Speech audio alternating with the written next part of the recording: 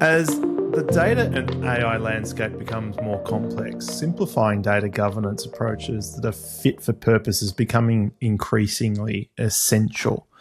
To deliver a real impact, organisations need to foster an approach that people can actually use rather than sit on the shelf. By adopting a pragmatic data governance approach and getting the basics right, perhaps leaders might be able to meet organisations' unique needs, improve processes and accountability, maybe resolve some of those thorny issues and get data governance into day-to-day operations. Sounds great, but how do we do it? Welcome to another episode of the AI Forecast, proudly sponsored by Cloudera. I'm your host, Paul Muller. Join me along with leading companies and industry experts each week as we explore the past, the present and the future of data and AI in the enterprise. Well, today we're joined by Nicola Askham. Nicola is the author of Effective Data Governance, a practical guide to building programs that deliver consistent, high quality and trustworthy data across organizations. It's a great read. I've just finished it. She's also known as the data governance coach. Nicola's work is informed by decades, I hope she doesn't mind me saying this, of experience designing and implementing data governance frameworks across a wide array of industries. And she is also the host of the Data Governance Podcast, I think now in its 13th season. Welcome to the podcast, Nicola. Thank you very much, Paul. It's a pleasure to be here. It's great to have you and a fellow podcaster at that as well. We like to have dessert before dinner here at the AI Forecast. We do our lightning round before the actual conversation. Are you ready to limber up with us? Definitely. Let's go for it. Can't argue with dessert before dinner, can you? All right. First question. What would people who know you best, personal or professional, you get to choose, say is your superpower? Definitely from a professional point of view, it's that I can explain data governance in a simple way that everybody can understand it. Yeah, and you actually make it sound interesting, I will say, by having read the book. I shouldn't have, all right, I think I might have shown my hand there. All right, the most impactful technology of all time, Nicola. Ooh, I think I'm going to have to jump on the bandwagon and say Gen AI, because it's just changing. I know it's a really obvious answer, but it's changing things so quickly at the moment in a way that we've never had that speed of change before. And I think that's both very exciting, but slightly scary as well. Yeah, I'm definitely feeling my Luddite vibes strongly at the moment. We talk about AI automating stuff for businesses, and it's all wonderful to talk about that. But I like to get selfish on this podcast. What would you like to see AI automate for you in your future? Forget about everyone else. I think much more personalized health recommendations. I think, that being able to be really keep on top of things, I think that would be really, really useful to remind me, don't eat that one instead. And I know the obvious, like don't eat the chocolate, but, wouldn't it be really nice to say, just remember, avocados prompt you to get a reaction. You should try so-and-so to get those benefits. I love that idea. And I dare say we'll get pretty close to that too. And last but not least, I'm a big believer we've all got a hidden, maybe not superpower, but hidden competence or maybe a compensation we use when we're dealing with data. What are some of the best practices or tips or tricks that you've learned as someone who deals with data every day?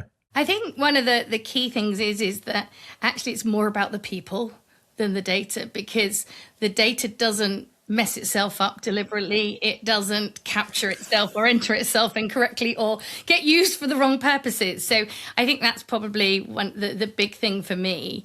A lot of the focus of what I do is actually getting people to understand that data is important and what you do with it matters. I think that's brilliant. And we've never had that answer before. I've just written it down because I always love our unique answers. All right, so let's get started. I've just finished reading the book, so it's all still quite fresh in my mind. As I say, you've managed to make it interesting for me. My first question to you before we talk about the book, though, is what did your high school careers counsellor say to you that convinced you that data governance was the career for you? I'm fascinated. I need to meet this person. I didn't grow up thinking when I grow up I want to be a data governance geek. I was really naive. I wanted to work in a bank because my dad did, and I just idolized my dad. And then it wasn't until I was that much older that I realized that my dad had nothing to do with banking. He just happened to do his job working for a bank. He was a trust administrator. And by that time, it was almost like I'd committed. And then I thought I'd go into law. Really fancied that one. But I had health issues, which meant I wasn't actually well enough to go to university. So I just did an A-level training scheme with a bank. So I ended up in the bank that I'd kind of set my sights on all along. And then it just, as an accident, I think, I ended up in the right place at the right time to get in very early stages of data governance. I didn't even know if that's what it was when I first started doing it. I was talking to people about who should care about the data in the data warehouse, because I'd been the project manager and people didn't seem to care. At the project team, we were all young and enthusiastic, and we'd migrated some data from the old to the new warehouse, and we'd cleansed some of it because it was so obviously wrong, Paul. It was like, really obvious. And then you can imagine being a very young, inexperienced, naive project manager, get the finance manager to sign off his new reports and him refusing to because they're different numbers. And, finance don't like numbers changing. And I'm going, but it's better. The data was wrong and now it's better. But he wanted the wrong data and it really irked.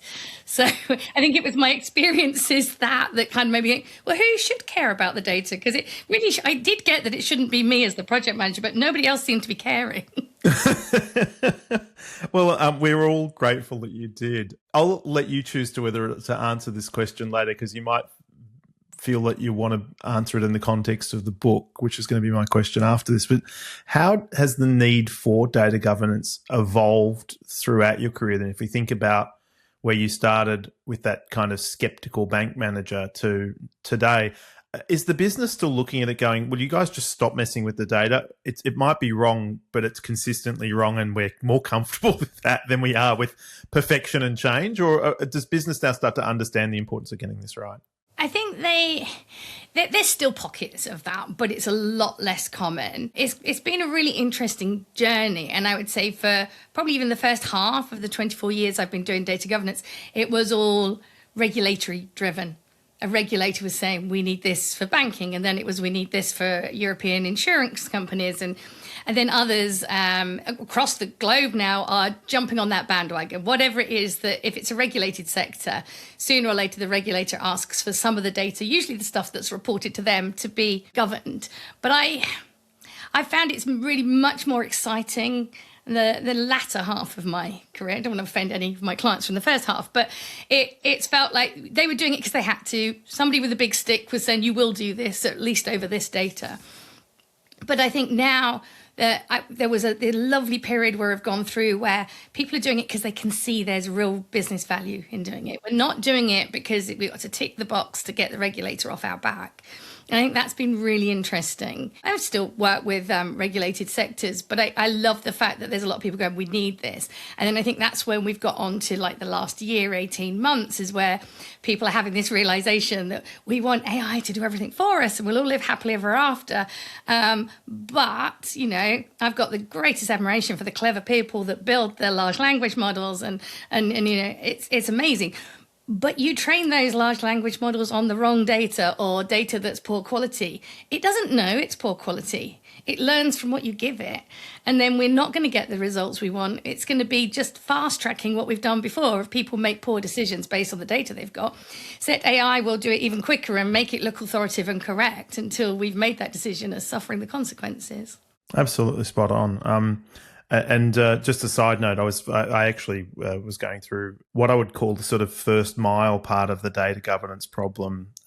Last week, I work with a number of companies that I'm involved with, and the managing director of one of the companies that I'm an investor in was talking about changing the underlying IT systems to deal with just some of the consequences of growth. And he had this hack that he'd come up with for allowing the systems to be able to do what he needed to do at a functional level, so the customers could get what they want, the employees could work together. And I stopped and I said, my question to him was, what's that going to do to our data?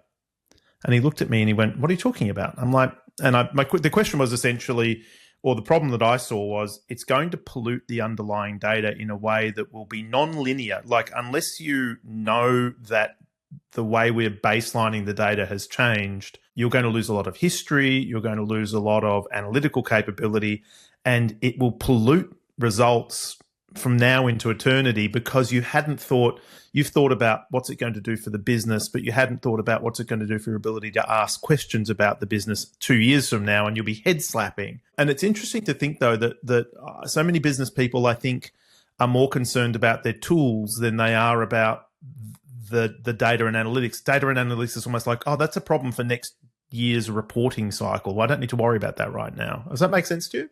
Oh, absolutely. And I generally look for the good in everybody, and most people don't deliberately make those kind of decisions to make life difficult for the future. Not at all. I think they usually make what I'd consider tactical decisions to solve immediate problems without thinking of that bigger picture. But I've seen that time and time again. And even I was on a call with a client this morning, and they were saying that something had been built in a system one way because one team had asked for it, but they'd not asked finance. And finance actually needed that information. It's really key to them. So they have really horrible manual reconciliations every month because they can't get what they want out of the CRM system. And the person explained to me was really frustrated and kind of was almost like, I can't believe I work for a company that's done this. And then I kind of went, actually, I can't tell you how many times somebody's told me a very similar version of that. Yeah. It does happen, sadly, because people, they want to fix things now. They don't want the data governance person going, stop, let's make everything perfect and get everything great. We've got to find a way to be pragmatic, to give people what they need quickly as possible, but also, protect the future.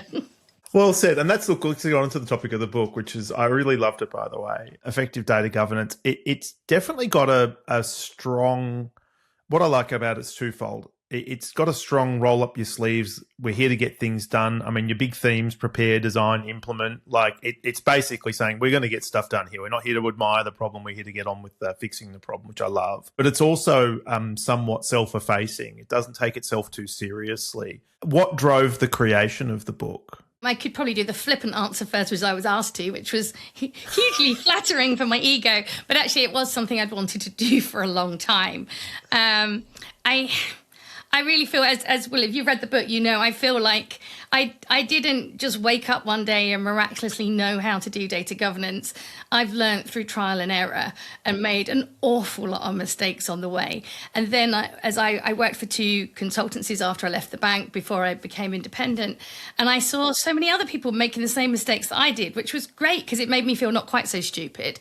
But it also made me think, all these people are wasting all the time and that emotion and the energy of going through all that cycles when they shouldn't have to. So I've obviously been doing training courses and coaching for years because it kind of helped me pivot my business to, I won't do data governance for you. I'll help you get the capability, help you get set up. And I think the book felt like a logical extension of that, like next step. But I totally underestimated how much effort and time it would take. But I'm really, really proud of it now I've actually done it. Oh, you should be. As I say, I don't say it lightly. It's a great read. One of the things you open with, I thought was quite interesting and helpful, is you start with the very simple question, which is, what is data governance? One of the things I find that is most frustrating about the discipline, as someone who is a complete neophyte, to be very clear, I know nothing about it, is data governance people talk to each other about data governance in this excited fashion. They use jargon like lineage and so forth, and everyone sort of nods sagely and gets very excited. And me as a business person, I sit there looking at them thinking, I kind of think I know what you're talking about, but it feels vaguely train spottery, Anaraki, and my old boss used to say to me, you get directed to the person you sound like. And they didn't sound like me, so I'd kind of wander off and find someone else at the data conference to talk to, because I was like, I don't feel like I'm welcome. So why did you think it was so important to spend time getting onto the definitional part? Unfortunately, it is probably one of the most misunderstood and misused terms. And, if we go back, say, like 3 years, and I was Googling before we all ChatGPT'd or Claude or whatever, I could look and thousands of rows come back if you ask, what is data governance? I mean, now even Chrome's got their AI that'll start helping, Gemini will start telling you a definition, and you go, I just want to go and read some of these blogs and find things. But the trouble is, a lot of people have misused the terms. I think there's a lot of problems and there's a lot of people to blame. I think probably the early practitioners, including me, just assumed that everybody knew what we knew, which is crazy because that's what we're telling people not to do with their data and to actually define it. But we carried on being a bit probably ignorant and arrogant. The curse of knowledge. Everybody knew what we were doing. And then there was a period, probably about 10 years ago, when the data security, the access management software vendors kind of thought, data governance sounds like an interesting title. Let's use that. And there are loads of blogs online from vendors like that saying data governance is basically another word for data security and cybersecurity. And so, if you don't know what it is and you've kind of, Paul, would you do data governance at our organization? And you go Googling, you go, have I got to do that? Or am I doing that? And now it's even worse because the AI tools will bring back all the answers, put them all together in one answer that looks really authoritative. And you're trying to work out, wow, I've got to do all of that. It's really, it's frustrating for me. And it's so hard. I talk to people who say, can you come and train our data owners? And then they start talking about data protection activities, data privacy, or data security. And it feels like before I can even talk about doing any training, I have to actually understand what are they actually talking about? Are they using data governance in the same way that I do? I definitely think that forming a common lexicon, a common basis of languages is one of the challenges I think that the discipline still needs to get through. And I think the book goes a long way to not only simplifying it, but putting it into business terms, and I think trying to encourage the reader. And it is good for someone who's a business person like myself to read, to be clear. But I also, what I liked about it is if you are a data governance practitioner looking at it, you really do encourage them to say, look, while the discipline you are working on is absolutely critical and your work is important, it's also important to meet the business where they are and use terms and language, to your point, to help them understand what this means to them and to bring them into the tent, which I really thought was such an important thing to talk about. I think one of the things that really brought that home to me, I'm always, I think I can explain things well, but I love how different people just use slightly different language and things resonate. And somebody who was a guest on my podcast several seasons ago said people forget the goal is not to do data governance well. And I just went, Dennis, I love that. Can I reuse it? And luckily he said yes. So I use that quite a lot now. But it is, I think a lot of data governance practitioners, including me in the early days, get really excited because we're going to solve problems. We're going to make life so much better for you, Paul. This is going to be great. But I'm at you saying, Paul, we need to do data governance, and I'm going to do catalogs and lineage, and I really should do some conceptual data models for you to get going. And you're going, I have no idea what this mad woman's talking about. Kind of thing. And I think it's not just me, other people kind of suffer from the same thing. Yeah, and I listen to that stuff and I think it sounds expensive, it sounds time consuming, and I'm still not sure what I'm going to get out of it. Exactly. So, I need to talk to you about what it means to you. You don't want data governance, you want what it'll give you. And I think a lot of people forget that. I love it. Do you know Jordan Morrow at all? I don't think we've ever met, but I know of him. I've got his books. Well, his first one. He's written others now, hasn't he? Yeah, he has. I highly recommend you get him on the pod. He wrote a book called Business 101 for the Data Professional. We had him on season 1, episode 5, quick plug. And he actually talked about, the book is about trying to help data governance folks understand the terms that the business throw around, like P&L and CapEx and OpEx, and to try and help bring them into the business tent a little more, and which I thought was great. I mean, again, I think we need to do a better job of joining them together. Last question on sort of the big whys around data governance and maybe why it's such a challenge to get the business excited about it. That G word carries a lot of weight, especially with Americans. I think, like governance, the government, we're here from the government, we're from the government, we're here to help. You sort of touch on that a little. Does it have a branding issue to a degree? Oh, definitely. And I think in the early days, I was trying to advocate for different names. And I'm, DARMA's the Data Management Association. I was on the UK chapter, the board for many, many years. And you just kind of realize as soon as it got committed into the Dharma DMBOK, we were stuck with it. And, we definitely have a branding image. And some of my clients have done very well for renaming their team. So quite often I found data quality works because the data quality and data governance should be done by the same team anyway. People want good quality data. They could get their heads around that quite easily. They don't necessarily want the governance things and don't actually understand what that means. So that works. But more recently, I've had a client who renamed their team Data Enablement. And that's going well so far. It's quite early days, but I think people are liking that because that's what we should be about. We shouldn't be blockers. we should be making everything work better, not say, no, you can't do that until the data's perfect. Yeah, you don't want to be known as the Department of No. That's what the cybersecurity guys are dealing with at the moment, right? So let's talk a bit about some of the highlights. I mean, let's maybe a cook's tour through the book. Let's talk first and foremost about maybe how people should kick off their data governance initiatives, because I'm a big fan of the notion of start as you aim to continue. So what's the right way to get started? I always say you really do need at least some support from a very senior stakeholder, because otherwise you're back where I was in the early days, doing it because I felt like it should be good and I might persuade you, but then when I next come back, you're busy doing something else. I need somebody, ideally C-suite, but if not, the next level down, saying, yes, we really need to do data governance and I want you to go and find out more. But then I think the really important step is to work out why your organization's doing it, which goes back to Dennis's quote about, we're not doing data governance for the point of doing data governance. We're doing it for some real reasons. So I think it's really important to take some time out to discover the drivers for data governance at your organization. Why are you doing it? Is it regulatory? Which, if it is, great, but move it down the list and find some good business outcomes as well. Is it that you're having a new ERP system or a new finance system or building a new data platform? But say, we want to make sure we put the right data, good quality data in this, but work out what those whys are. Because otherwise, you are back just talking about, I'm doing data governance and it'll all be great. And everybody's going, I don't know why I want this. And I've been told very many different variations of the phrase, but we're a really successful company and we've been around for X number of years and we've never had this data governance thing. Why do we need it now? You've got to, you should never be in a position to get that. I wish I could hear myself 24 years ago saying that. I shouldn't be saying, Paul, we need to do data governance. I should say, Paul, I understand that you've got a problem with X, or you're responsible for delivering this part of the strategy, and I know the data's not good enough to do that. I can help you. Then why wouldn't you want to work with me? You don't want to be distracted from doing this data governance thing. You want me to say, I'm going to help you do something that is already on your list.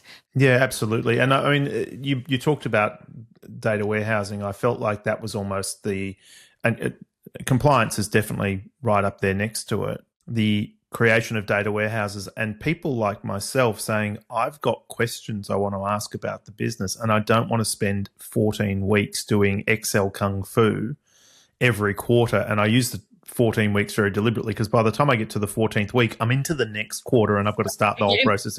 And I feel like the sort of Zeno's paradox, right? I never catch up with what I'm trying to get done. It felt like that was when we, I think, started to realize that while we might have had a lot of data as business people, it was contradictory. It was almost impossible to pull together. It was very expensive to get the answers you needed. Is finance a really big ally with trying to get some of this? They like numbers to be correct. And if you can find a way to save them all of the reconciliations, the trying to prove why things are or are not what it appears to be, they're usually very grateful. And in more recent years, I found data scientists are great allies. So I anecdotally have been told over the years by reporting and analytics teams, and then more latterly by data scientists, that they spend about 50% of their time doing what they're paid to do, producing reports and insights. And they spend the other 50% of the time doing something I like to call data wrangling, finding the data and fixing the data and making it usable in the first place. And so I tend to anecdotally, I've tested it against so many people over the years, but I tend to use it when I'm doing workshops and training courses. And I was doing one for a client a couple of years ago. And the head of the data science team was there. And I'd already been told he was a really important stakeholder not to upset him on this workshop. And did that anecdote. And he just went, I'm really sorry, Nicola, I have to interrupt. And I thought, oh, no, I've kind of fallen at the first hurdle. And he went, I wish my team only wasted 50% of their time. They're wasting 90% of their time. We're amongst the highest paid people in this organization, and the data is either not there or it's disparate. It's on different systems, different Excel spreadsheets. We can't get hold of it. We don't even know what half of it is. And he said, it's just crazy. We're missing an opportunity because we don't know what insights we could get if we could actually understand our data. It's such a strong business case for for high quality data governance. It's hard to believe people even object to the idea. So you talk about in the book the sort of some of the principles of successful data governance. What are some of the kind of highlights from your perspective? I was going to say I can talk for hours about this one, so try and keep it quick. So I think they're very much aligned to what we've been talking about. So you've got I think the opportunity is always where we start, which is what we were talking about. Identify the opportunities for your organisation.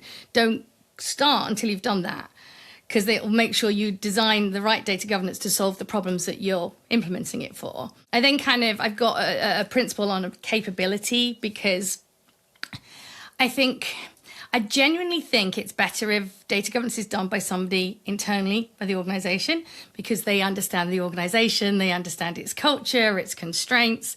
However, the chances are they've been at the organisation for years, and then when you turn up and say, oh, I'm data governance lead now, and I want you to do this, and they go, what do you know about data governance, Paul?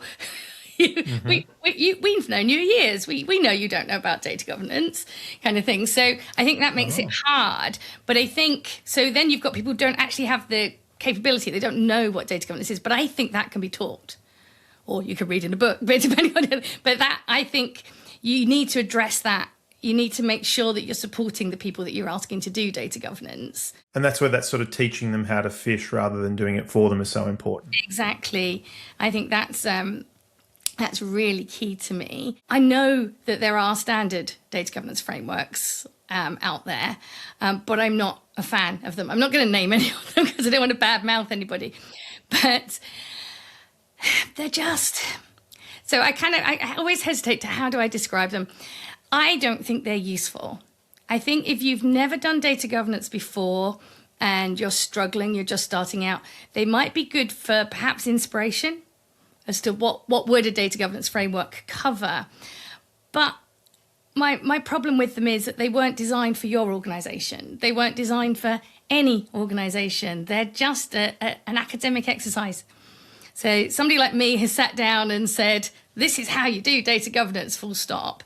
And then if you think about it, the vast majority of people who do data governance, particularly for the first time for an organisation, are from within the organisation. They'll take that as gospel. They don't know that this isn't right for an organisation that's got these challenges or this setup. And the other thing I've noticed upon them is they kind of describe a very mature state. So they describe a state in, I don't know, let's be optimistic and say 5 years, but probably longer. And so I've worked with clients who are beating themselves up because they're not doing this, this, this, and this. And I'm going, but you can't because you haven't put the basics in yet. You're so way off doing that. Shouldn't even be in your framework. You should evolve your framework in 5 years' time to say, we want to raise the bar and do this now. So it is that notion of the capability maturity model and ratcheting it up over time. Yes. And I do find that with a lot of these frameworks, again, no disrespect to them, a lot of them are brilliant. But the other challenge you have is a sense of ownership. It's for want of a better term, copy-pasted onto an organisation. Yes. They're usually voluminous. I don't have time to read through a bunch of dry material. Therefore, I don't really process it. It's something that sits on the shelf, and the organisation doesn't change. It just points at them and goes, it's a little bit like ISO compliance. Oh, yeah, I've got the processes over there. What do you do on a daily basis? I just do what I did yesterday, but we're ISO now. That is so true, and that describes it exactly. And and this is why I can say you've got to design a framework for your organisation, because you can design it for your level of maturity, where you are now, and to solve the reasons that you're doing data governance in the first place. I mean, one of the ones which will remain nameless that I did analyse in depth for a client, because they were adamant that having got sign-off to do that one, they had to use that one. But we managed to sneakily drop bits of it. But some of it was doing almost like process governance. Well, they didn't have any processes documented, any business processes documented.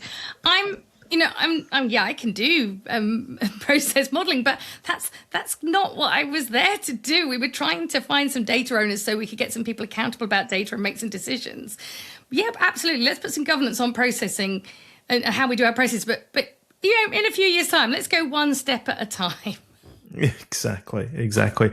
So are there any other major, in your opinion, major points that are tied to success? The other one would be the simplicity side of things. Like as you said, these that. voluminous frameworks that are pages long, or, I've worked with some amazing people over the years, but the number of times that we start the engagement and they'll say, can I just share my screen and show you the framework? Well, even if it was printed out A3, you'd need a magnifying glass to read all the bits of it. And you're going, why? I just go, whoa, that's a bit, and I'm supposed to know what this means. Why do you think your business stakeholders are going to go, wow, that sounds great, let's do that? So I always say, let's just go really, really simple. We can add the detail, and we will add the detail later as we go along, but it's bringing people on the journey with you little bit at a time. I once spoke to a very senior person at an investment bank, and I said without thinking what I'm about to say to you, and she just roared out laughter, and I got the work because of it. But I said, it's like my favorite joke from when I was a young kid, which is, how do you eat an elephant? And it's in bite-sized chunks, silly. And it's that same thing with our data governance framework and everything we do with data governance. We don't show the massive master plan and scare you off. We show you the tiny bit we're doing now, and you go, oh, that makes sense. That sounds manageable. You can do that. And then a few months' time, I'll come back, Paul, we're going to do this now. And we do it bite-sized chunk at a time. I'm a big fan of a phrase that some many friends in the DevOps community, which is sort of full of a similar sort of zealotry for changing the world, which I love. And one of them coined the phrase MVP, which obviously was originally most valuable player, which was then co-opted into minimum viable product by Eric Ries. And I kind of went, which one of those do you mean? He said, neither of them. He said, minimum viable process. Keep the process to the minimum it needs to be. People will always adorn it and add crap later, but just get to the core of the thing, because 80% of the value is going to be created by 20% of the steps. Find those, and then, we'll add bureaucracy later. But for the time being, let's just get it to its absolute core. I love that thought. Definitely. Because I think, if it's too complicated, people will put a huge amount of effort into avoiding it. Which is really, but if we make it really simple, it's just easier to go with what we want them to do. I love it. A lot of this is about psychological hacks, isn't it? I think a wise person once said it's more about the people. That was you about 45 minutes ago. You talked a bit about some of the success factors. What are some of the anti-patterns that you talk about? A few of them in the book. One of mine was that it's not an IT project, and that's what people often get wrong. Yeah, and it's really funny because it's in the book. I've had it on a top mistakes report on my website for years. But interestingly, I probably help more data governance teams that are sitting in the IT space than not. But I still work on the basis your organization wants to do data governance. They might have put your team in the wrong place, but let's work with it. But I kind of keep trying to tell people to try and help them. It just makes it even harder. Because if you are IT, I've never been in IT. I've helped clients whose teams are in IT, but when I was a permanent employee, I never sat in IT. I'm a business person through and through. And as a business person, you do get that feeling IT do things to you. They change your system. They do this. Particularly in years gone by, I think change management has improved and a lot more recently. But, so they're used to IT coming and do things to us. There's always this them and us, which is crazy because we're all on the same side. We're all working for the same organization, but there's always this them and us. And then IT come and tell you you've got to manage your data. And you're kind of going, what? And then it's just yet another thing that IT are doing to you. And it's really, really hard because I'm a really strong fan of, I don't design the data governance framework. You do. I might be telling you what you should put in it, but you do. And if you're the data owner and you've agreed to own, let's make you the finance data owner, you tell me which is the most critical data and which should have data quality checks and reporting on it. Not me. I don't go, well, I think I'm going to measure this data for you, Paul, and tell you, and you're going, I didn't care about that data. So, a data governance framework really needs to be designed and implemented by the business users themselves. And that is possible from doing it from IT, but you've got to, if anything else, have even better people skills and change management skills and be out there all the time influencing your stakeholders, because you can't go and say, here's a framework I've designed and we're doing this to you, because it just won't land. The other thing you say is it's not a project. Definitely. And I think this is a bit difficult because sometimes you need a project-like thing to get it designed and implemented in the first place. But I hate calling it a project. And when I've worked with organizations that have insisted, and sometimes that's the way you get funding to get it started. It is done as a project. But if we call it a project, lots of things happen. One, it has an end date. And data governance doesn't have an end date. It's an ongoing thing. I can't tell you how many times people have said to me, I'll be really glad when this project's finished and you go away and stop bugging me and we can get back to normal. And you go, no, you've missed the whole point. We're not doing this. Data's good now, you can go. Yes, I was going to say, we tick the box. We did a data governance project. And then it's this whole mentality that we can get it fixed once. That's like we have the team of business analysts on the project and we'll make up all the definitions for you. We'll cleanse the data and then it'll all be done. But that's not what data governance is about. It's about our business people taking responsibility for their data.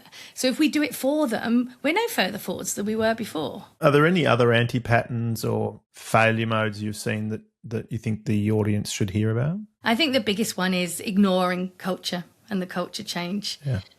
So it is ignoring those people. Otherwise, your framework does become the shelfware that you were talking about earlier. We've designed a framework. I might have got you to engage with me and tell me what it should be. But if I then just go, there you go, Paul, there's the framework. You go, oh, that's nice, tick, we've done that. And we'll just put it away up there and we'll get back to it when audit come and ask us. And we go, oh, yeah, there it is, up there. But we don't think about it. So we've got to do the culture change. And it's interesting, you were talking about Jordan Morrow earlier.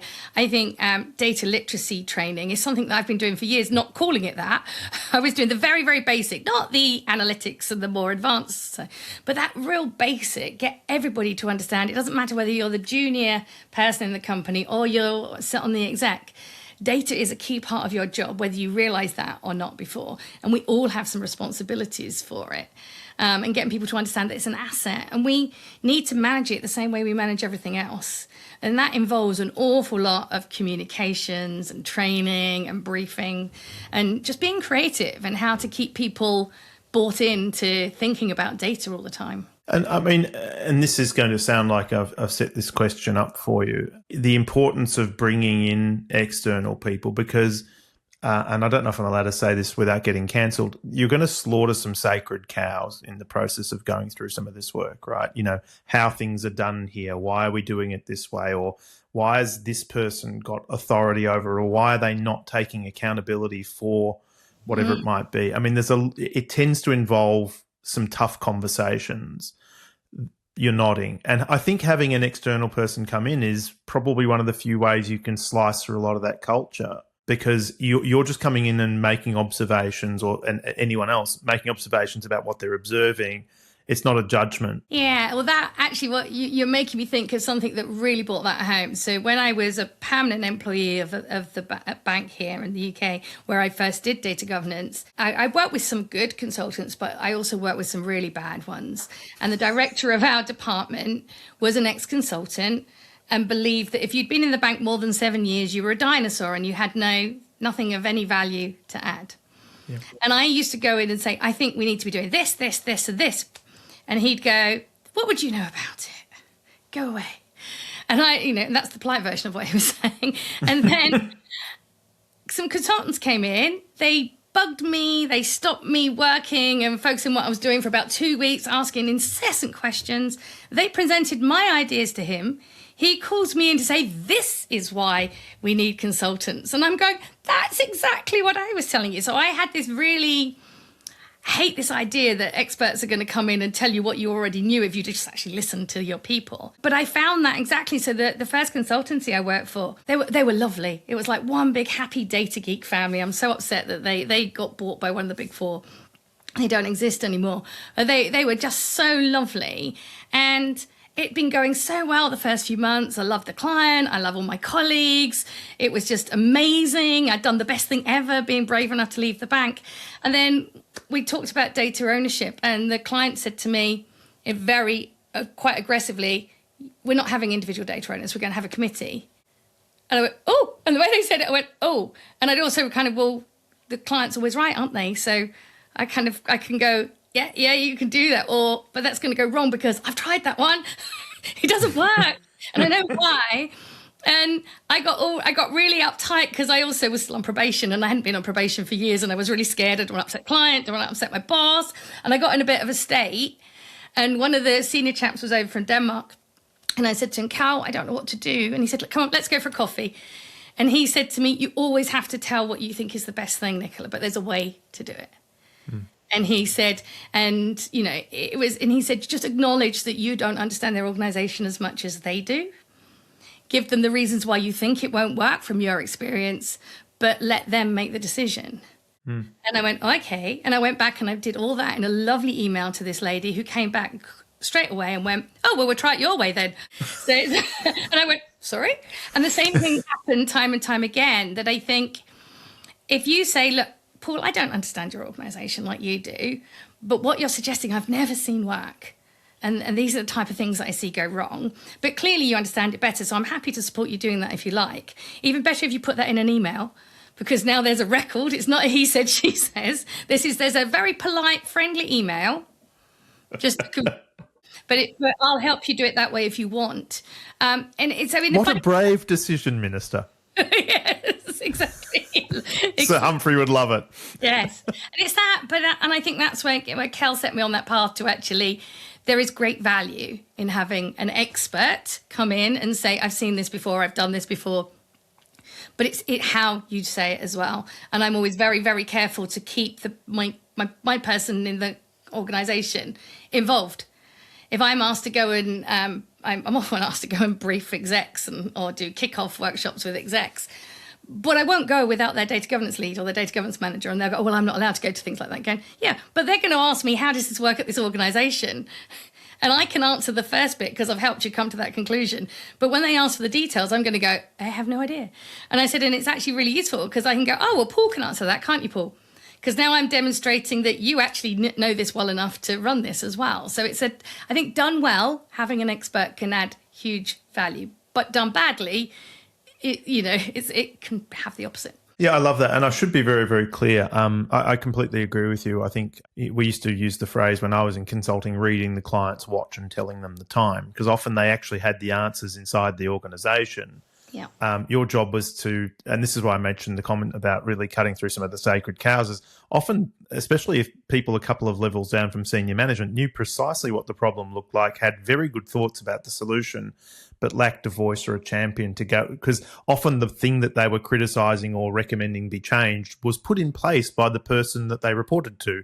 And they needed that external person to come in and go, yeah, that would have worked 10 years ago, but it doesn't work now. And here's somebody highly paid external to effectively validate what I've been trying to tell you.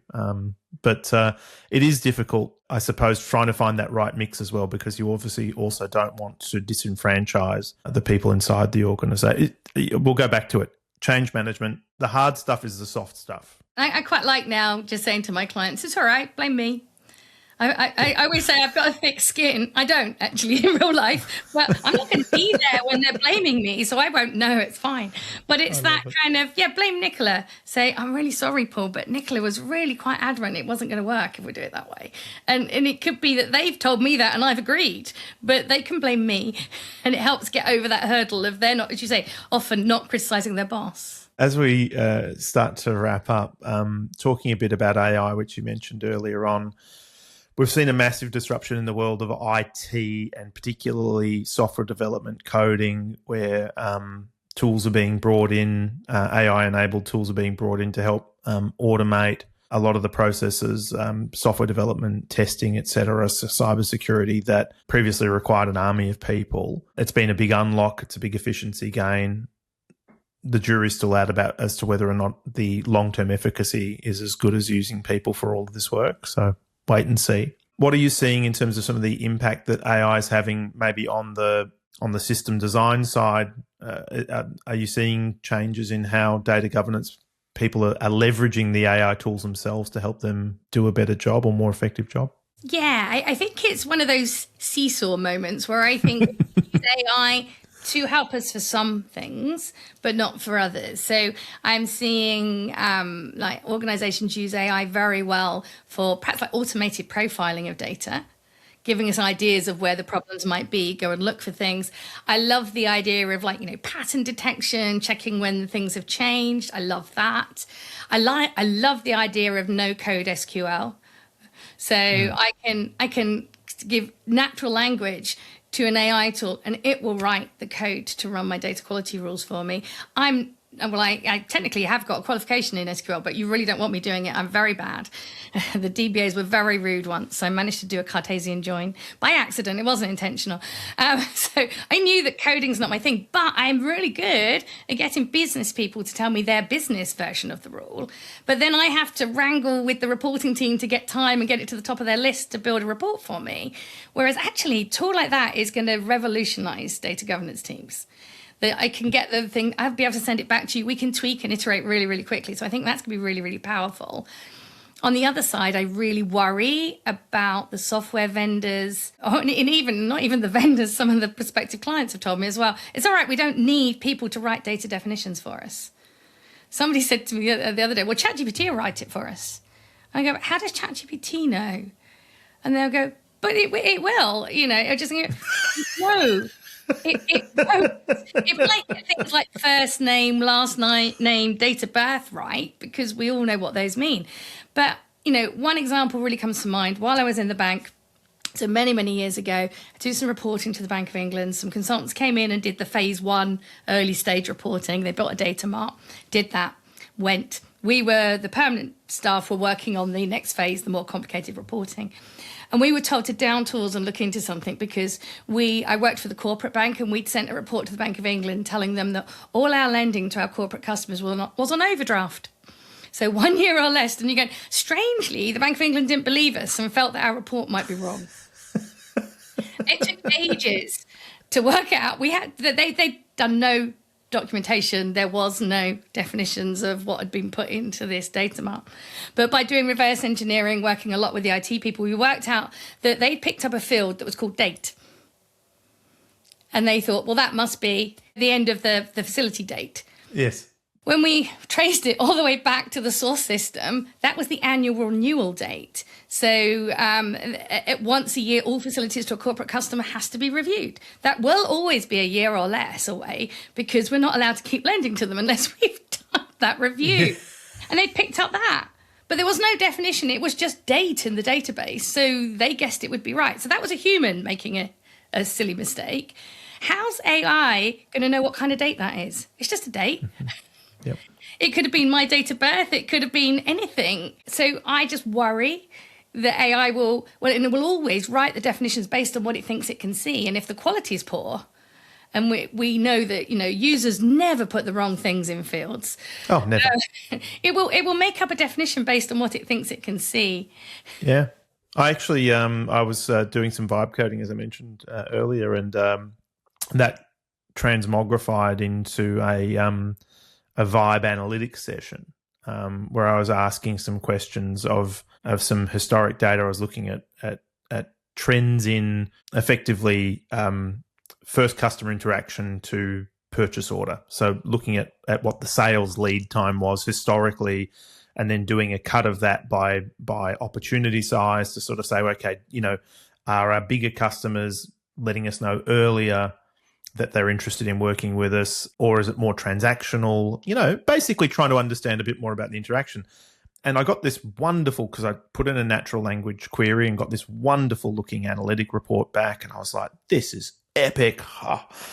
Who needs to know SQL? And more importantly, who needs to understand the underlying data? Because I've got something back that I would send to the Bank of England and go, that was correct. Except I had some sympathy. In motorsports, you talk about mechanical sympathy for the vehicle you're driving.